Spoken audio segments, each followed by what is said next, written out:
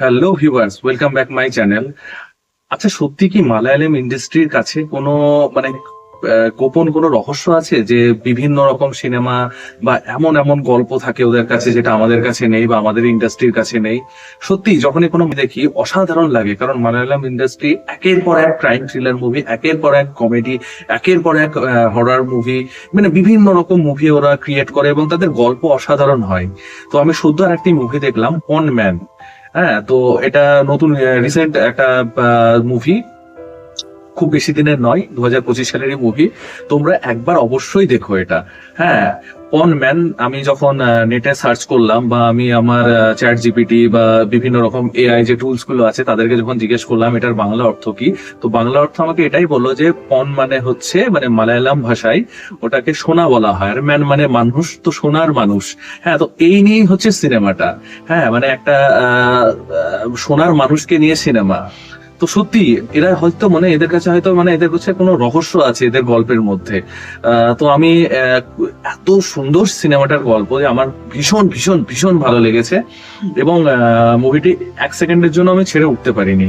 ঠিক আছে, তো তোমাদেরকে রেকমেন্ড করবো এই ছবিটি অবশ্যই দেখার জন্য, কারণ এই ছবিটার মধ্যে এমন একটা বর্তমান সময়ে মানে যে ফ্যামিলি টু ফ্যামিলি মানে দেখাশোনা করে বিয়ের মাধ্যমে যে পণ দেওয়া নেওয়া হয় সেটা এর মধ্যে ইনক্লুড আছে, একটা ফ্যামিলি মুভি বলা যায় এটাকে। তো আমার খুব ভালো লেগেছে।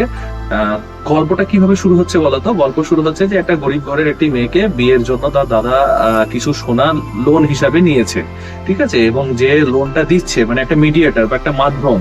হ্যাঁ, যেমন অনেক সেলসম্যান থাকে যারা মাধ্যম হিসাবে কাজ করে, তো সেই সোনাগুলো সেই মিডিয়েটরের মাধ্যমে সেই মেয়েটিকে দেয় এবং সেই মেয়েটির বিয়েতে সেই সোনাগুলোকে দেওয়া হয় এবং কন্যাকে সাজিয়ে বিয়ে দেওয়া হয় এবং তাকে পাঠানো হয়। তো সেক্ষেত্রে দেখা যাচ্ছে সেই গরিব মানুষটি বা সেই তার ফ্যামিলি কোন রকম ভাবে টাকা পুরোপুরি শোধ করে উঠতে পারছে না। তো তো সেই মিডিয়েটর তখন বলছে যে আমি তো মিডিয়েটর, আমার কিছু করার নেই, আপনারা যে টাকাটা দিয়েছেন সেই টাকাটুকু অন্তত সেইটুকু পরিমাণ সোনা রেখে বাকি অংশ সোনাটুকু আমাদেরকে ব্যাংক করে দিন। কিন্তু এখানেই হচ্ছে টার্ন অ্যান্ড টুইস্ট, কারণ মেয়েটির হাজবেন্ড প্রচন্ড মানে সেই জল্লাদ টাইপের, যাকে বলে যে একবার সেই দহেজ মানে পণ হাতে পেলে আর আমি দেব না ফেরত, এরকম ব্যাপার।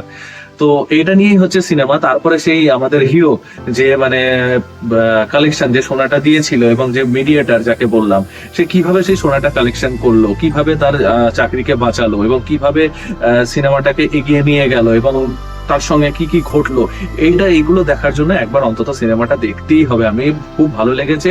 আমি আইএমডিবি রেটিংও দেখলাম, গুগলে খুব ভালো রেটিং আছে এটা, সেই জন্য আমি সিনেমাটা সঙ্গে সঙ্গে আমি দেখতে বসে গেলাম এবং আমার ভীষণ ভীষণ ভীষণ ভালো লেগেছে।